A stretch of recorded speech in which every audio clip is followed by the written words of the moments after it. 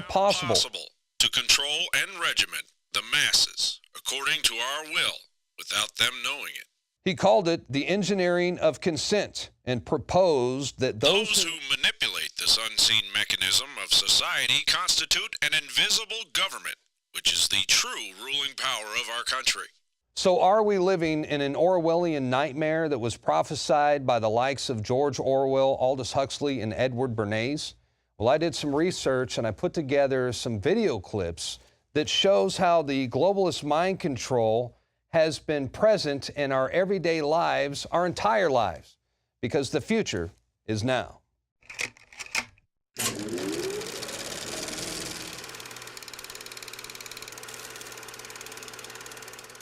If you want to preserve your power indefinitely, you have to get the consent of the ruled. And this they will do, partly by drugs, as I foresaw in Brave New World, partly by these new techniques of propaganda. They will do it by bypassing the sort of rational side of man and appealing to his subconscious and his deeper emotions and his physiology even, and so making him actually love his slavery. I mean, I think this is the danger, that actually people may be in some ways happy under the new regime, but they will be happy in situations where they oughtn't to be happy. This is the big picture, an official television report to the nation from the United States Army. Yes, in modern warfare, our military leaders are finding that words and ideas are highly effective weapons. Here, recruits with specialized backgrounds were taught the nature, methods, and techniques of propaganda and its dissemination. Radio presents these facts in any number of ways. Perhaps its most rewarding form of expression is news. For news is ready-made propaganda, and to an enemy denied access to outside information, it's as welcome as food and water. Radio's principal advantage is that it can reach remote areas and reach them quickly. So that one program can be repeated and thereby reach a larger audience, it is often recorded on discs or on tape. The same show can be rebroadcast at convenient times in different areas. Unfortunately, you've grown up hearing voices that incessantly warn of government as nothing more than some separate, sinister entity that's at the root of all our problems. They'll warn that tyranny is always lurking just around the corner. You should reject these voices. Public policy could itself become the captive of a scientific, technological elite. My team and my specialties, information operations and the psychological arm of things, we are trained to deceive if we have to. If you found out that your public affairs team that was showing you around actually had just completed a 40-hour course in psychological operations and was trained in psyops and in military deception, you start to question, hey, is that an appropriate use of that resource? You shouldn't trust me. In fact, by my actually participating in that, I will taint the news. They took the babies out of the incubators. Took the incubators and left the children to die on the cold floor. They had kids in incubators, and they were thrown out of the incubators so that Kuwait could be systematically dismantled. Go read a book by the father of modern advertising, Edward Bernays, where he calls you a dumb slave and admits they run your whole life. I've read both his major books. One of them's called Propaganda. Edward Bernays. Psychological warfare operations went into high gear. Our propaganda was beginning to pay off. There's a global crime syndicate that controls NATO and the major Western governments, and it is using Al-Qaeda to overthrow secular governments. I also can't see sending my son to fight with Islamic rebels against Christians. I also can't see my son going to fight on the same side as Al-Qaeda. The people we are fighting today, we funded 20 years ago. It was almost as if it were a planned implosion. It just pancaked. Well, pancaking almost like a precision implosion. Everybody get away from the tower. You gotta know the tower that just came down 1013. Where exactly are you, King?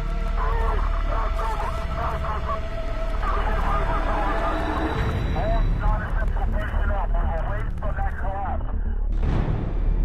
people who are sick and tired of the endless wars, the poverty that is coming, the attacks of our civil liberties. I don't believe in conspiracy theories. Conspiracies, yes. If I believe it, there's nothing theory about it. You take the blue pill, the story ends. You wake up in your bed and believe whatever you want to believe. You take the red pill, you stay in Wonderland, and I show you how deep the rabbit hole goes. Meantime, there are questions multiplying today about the mysterious death of award-winning journalist Michael Hastings. We are also requesting that your team of advisors include a senior officer who is thoroughly experienced in psychological operations.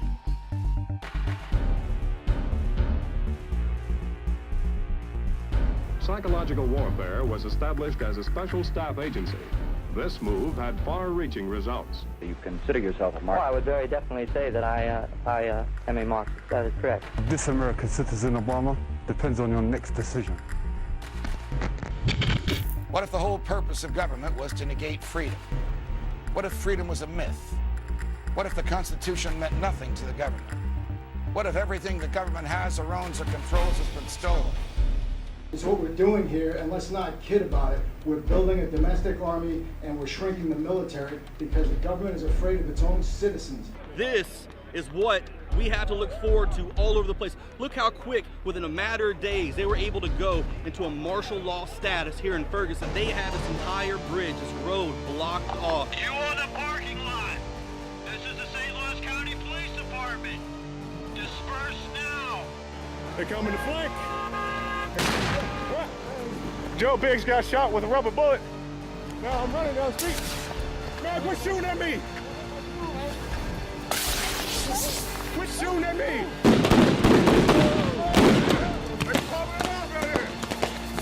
I'm here to warn people. You keep telling me to shut up. This isn't a game. The answer to 1984 is 1776.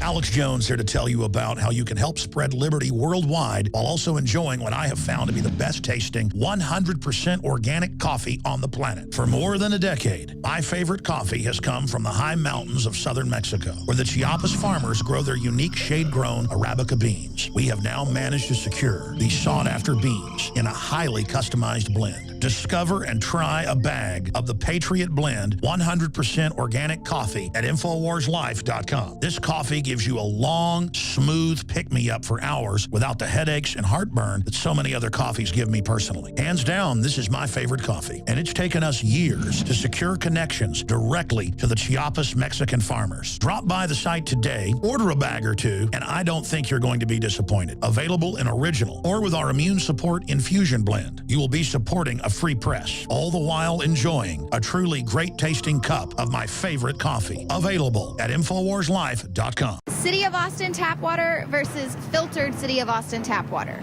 I can taste dirt in it. God knows what's in this. This has an aftertaste. Tastes like Austin water? Yeah, it does. Ugh. These people just sampled City of Austin tap water straight from the faucet. Next, we had them try a sample of tap water filtered with a ProPure G2.0 filtration system. High quality H2O. That one is better. Tastes like nothing. Yep, I know what good water tastes like. It's good water. Most tap water contains added substances like fluoride, chlorine, Monsanto's deadly pesticide, glyphosate, and many others. Studies prove that these substances are linked to an assortment of major health issues, including tooth decay, lowered IQ, and even cancer. It tastes like you're drinking out of the lake when you're drinking tap water. Yeah, it has that processed flavor to it. The ProPure G2.0 filtration system removes these deadly substances and many more, leaving only fresh-tasting, deliciously clean water. Okay, this is very tasty. It's good water. Refreshing. It's good. Go to InfoWarsStore.com today. Use promo code WATER and save 10% off your ProPure purchase. Again, that's InfoWarsStore.com or call 1-888-253-3139.